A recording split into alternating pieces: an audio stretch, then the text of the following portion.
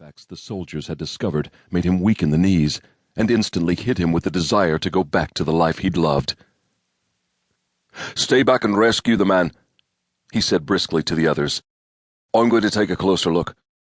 He couldn't make out very much in the dim light, but he could see that this must have been some sort of library or special burial chamber. The condition of the stones, the statues, and the few characters he could make out in the dust-filled air suggested Celtic or Roman origins. That didn't make sense, though, since the Celts were assimilated and converted to Christianity after the Romans conquered them. They would hardly have created this mysterious collection after that. Only the Druids would have had the knowledge and perspective to have hidden these treasures. But that would also have been impossible, because the Druids only passed on their knowledge orally. Was this cave a sanctuary? A place to preserve knowledge and culture? If so, who had built it?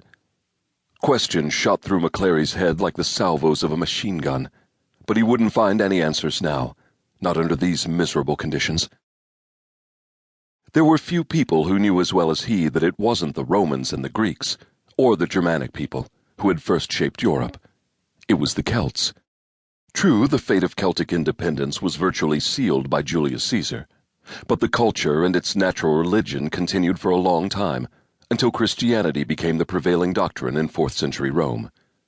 McClary knew that the loss of Celtic culture had not received nearly enough attention, and its significance reached to the present day.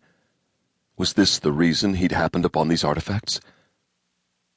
Breathing heavily, handicapped by the darkness and the dust that filled the cave, he eyed the pieces as carefully as he could. He saw scrolls that shouldn't have been able to survive 100 years in this region, but they were clearly ancient. Whoever had made this place had to have looked long and hard for such an unusually dry and warm cave. There could only be one explanation. They wanted to make sure that these testaments to the past would endure, so that one day in the future someone would discover them and show them to the world. But why? Among the stone tablets, statues, scrolls, and decorative pieces, a lone chest caught his attention. It was covered with dust and partially disintegrated, but he could make out something through the filth that was written on the top. Disturbatio Fontis. Was it possible? Was he really standing in front of the records of the persecuted pagans?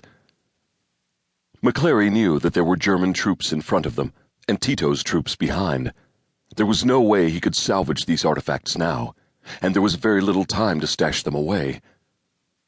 "Damn it," he thought. "Why now? What should I do?"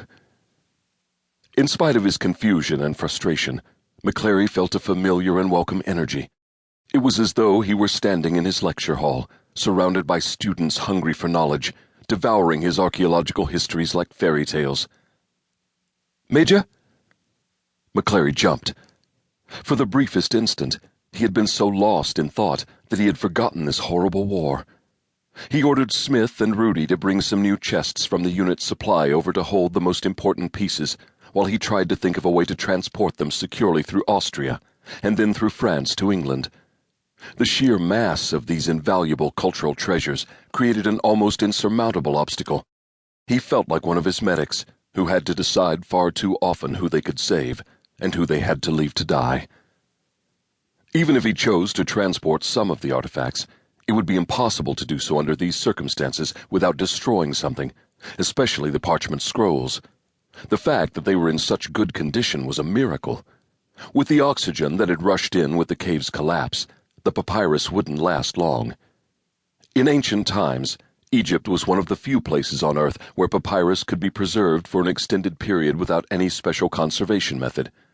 In damper regions, scrolls were copied for preservation, and it was not uncommon for adulterations to creep in. He looked at the writing again. It suggested a time only a few centuries after Christ. If this trove were a testament to that period, it would be invaluable to researchers. McClary almost forgot the circumstances that had brought him here, circumstances that made it hardly seem sensible to think about the future, even for a second. There were only a few hours until he would most likely receive orders to invade Klagenfurt. How could he organize a secure and inconspicuous transport now? McClary was well respected and trusted by his soldiers. No major